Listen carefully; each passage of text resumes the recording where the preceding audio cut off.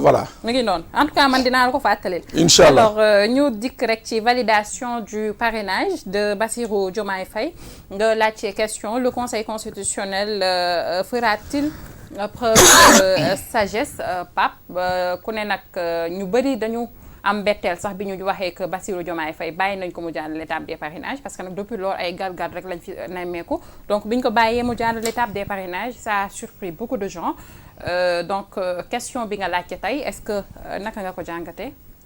waaw comme yow comme man comme beaucoup de Sénégalais. on était surpris. oui surpris parce que ci position bi nga xam ne lors du tirage moom la Bassirou Diomaye Faye amoon occupé woon ba pare ñu gis cette histoire de doublon de parrain inexistant sur le fichier mooy ay parrains yu bokkul ci fichier alors ça a été un traumatisme pour tout le monde bon ñi ne tey logique bi ñu gis nii tey logique bi ñu gis mooy que y a une volonté pour que Pastef ak lépp lu ko jege bañ a bokk ci élection yi moo tax nga gisoon fii ay jamono ñu naan ñuy véhiculer naan ku nekk ci parti bu ñu tas boo nekkee ci parti bu ñu dissoudre amoo droit pendant une telle durée nekk candidat à l'élection présidentielle donc yooyu yëpp mu nekkoon ay éléments de langage yi nga xam ne ñu ngi ko doon teg sur la place publique bon mu dem au premier tour ñu ne il a un problème de doublon ñu xool ñi ci bëri ñu amoon problème de doublon bu ñu excès dañ leen éliminer muy benn mbir deuxième mbir mi ñu ne bon le problème même s'il y a une commission qui a été instaurée au niveau du conseil constitutionnel pour permettre ñuy vérifier parrainage yi am na la nga xam ne commission boobu ay pouvoir am dañu limité mooy même yow mii candidat bi say pouvoir de recours dañu limité alors ñu ne tey jii est-ce que par extraordinaire bu amoon le nombre de parrains requis bu dellu see indi ko est-ce que dana jàll ou du jàll parce que gis nañ ñu indi ñu dàq leen alors mu doon nekk un doute far finalement ñu jàll avec difficulté parce que boo déggee seen le mandataire de Bassirou Diomaye Faye Amadou Ba li mu doon expliquer ñii nga xam ne ay 10 minutes ngay ñëw toog ñu contrôler la 20 minutes nga génn mais nee na ñoom ils ont fait presque près d'une heure loolu ci ay waaw clé bi mënuñu ko lire clé bi mënuñu ko décrypter clé bi li yëg li ay détails yi nga xam ne bon mais en fin de compte parrainage am ça a été validé pourquoi les 7 sages devraient-ils continuer à être sages ou bien devraient-ils continuer de faire preuve de sagesse d'accord mooy que tey en l'espèce rien ne s'oppose à ce que Bassirou Diomaye Faye soit candidat déclaré rien ne s'oppose à ce que Bassirou Diomaye Faye bokk sur la liste des candidats yi war a participer à l'élection présidentielle du 25 février Bassirou Diomaye kenn condamné ko définitivement Bassirou Diomaye jouit de tous ses droits civiques même s'il est en prison Bassirou Diomaye lañ ko laaj yëpp parrainage am na ko attestation CDC am na ko quitus fiscal am na ko certificat de nationalité am na ko et il est exclusivement de nationalité sénégalaise voilà donc lii mu waraloon ak yoon yëpp joxe na waaw donc ma jàpp ni que nag autant ni mu def ba jàll parrainage bi war nañu mën a aussi sans aucune autre considération c'est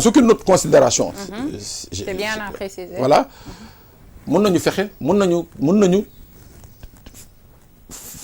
faire en sorte que sa candidature ne souffre d'aucun doute loolu mooy jàmm Sénégal damay joxe exemple pourquoi je parle de sagesse le conseil constitutionnel la cour suprême brésilienne actuel président bii nii Lula da Silva ca kaso ba la nekkoon kaso bi dañ ko condamné pour corruption détournement de deniers publics ay faits yu grave mu déposé candidature am nekk ci biir kaso bi ñu valideel ko campagne bi jot ñu génne ko mu dem defi campagne gagné waaw parce que xam nga ndax lan parce que élection du moomeelu un pouvoir moomeelu askan la.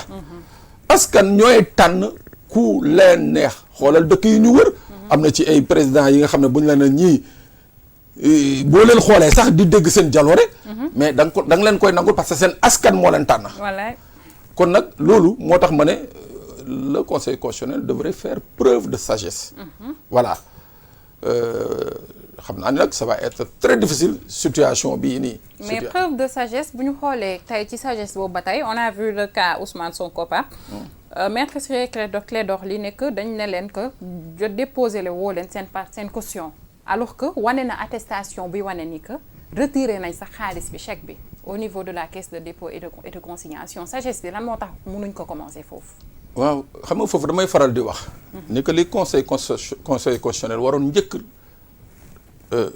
wax mooy que administration maanaam nit doomu aadama su amee gàllankoor à cause de l'administration la mission première de l'administration mooy réparer gàllankoor boobu parce que c'est du fait de l'administration moo tax mu am gàllankoor boo jëlee kaaw Ousmane Sonko parrainage ñu ne ko un directeur général des élections décide moom du joxe parrainage parce que Ousmane Sonko nekkul ci fichier bi moom il le décide. oui. te amul prérogative boobu. j'ai dit et je le répète jusqu'à l'extinction du soleil ni koy Idrissa Seck di waxee. DG mënuñu génnee fenn ci code électoral fu leen yoon mayee ne leen mën ngeen xañ nit. fiche de parrainage amul. mooy benn. caisse de dépôt et de consignation. Même chose. Un militant de l'APR. nekk maire de Mbour. oui. nekk en même temps directeur général de la CDC. moom moo décidé ni que. candidat Ousmane Sonko du ko jox attestation.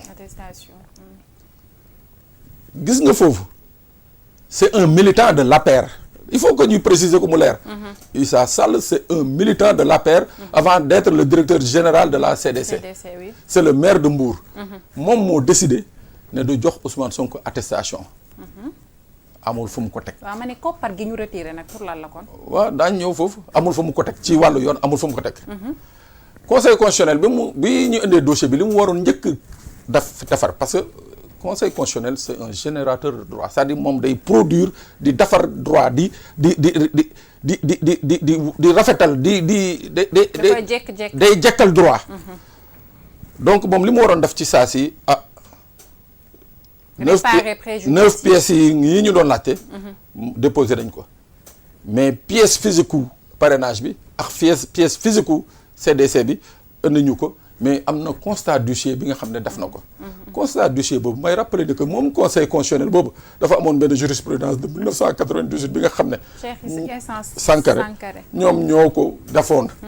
donc tey jii ñoom seen jurisprudence boobu. dañ ko xotti. dugal ko ci poubelle teg fële. daal di décider ni que Ousmane Sonko son dossier n'est pas complet. moo tax keroog j'ai tenu à rappeler que il faut que ñu préciser que Ousmane Sonko son dossier est bel et bien complet parce que 9 pièces. la ñu laajte 9 pièces la fa teg. oui voilà li tax nag les autres pièces physiques yi nga xam ne c'est des constats d'huissier moo ko suppléé. oui nekk amuñu fa. c'est parce que c'est du fait de l'administration. foofu la waaw wax nga dëgg foofu la sagesse du conseil constitutionnel waroon commencer. oui. mais malheureusement dama ko waxee sama njëlbeen wax. on a l'impression les Sénégalais dans leur immense majorité que dañu jàpp ne quelque part il y a des gens qui s'activent à ce que Pastef ak lépp lu ko jege bañ a bokk ci élection présidentielle bi. moo tax on a vu ce qu'on a vu moo tax le passage de Bassirou Diomaye Faye a été perçu mais comme une victoire moom laa la wax c'est-à-dire bu ñu demee ci dëkk ba nga xam ne quand le droit est dit tout le monde c'est-à-dire quand le droit est dit les gens surtout di yuuxu mais c'est-à-dire que dans ce pays-là il faut que ñu dem dëpp ji tuuti quoi. waaye ñu dem dëpp ji dinañu dem dikk ci cas Mimi Touré mais da nga wax léegi que DGE dafa bañ a jox Ousmane Sonko fiche de parrainage. parce que soi-disant dafa figurer wut ci fichier bi. mais le cas Mary Teuw Niane tey jii. Pape boo ko déggee lan la lay def. Mary Teuw Niane bi parrainel boppam finalement mu ñëw mu ne moom parrainage am sax compté wul ndax nekkate moom il ne figure pas sur la liste. waaw mais c'est que xam nga li gën a garaaw ci affaire Mary Teuw Niane bi. moo lay wan que DG la ñu def ci Ousmane Sonko.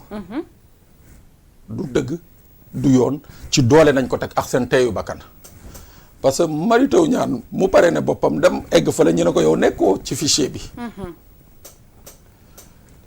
kon maanaam en résumé DG bu doon day vérifier 266 candidats yi mu jox. fiche de parrainage su vérifié woon jamono yooyu dana gis ne que Mary Teuw Niane bokku ci. kon vérifié wu ko. ak Mouhamed Ben Diop. waaw kon moom ñoom moom DG li ko ñoroon. mooy Ousmane Sonko. tu vois. Ousmane Sonko moo ko ñoroon. moo ko ñoroon. ndigal li daal moom. voilà moom la waroon a jëfee coûte que coûte. coûte que coûte. en tout cas.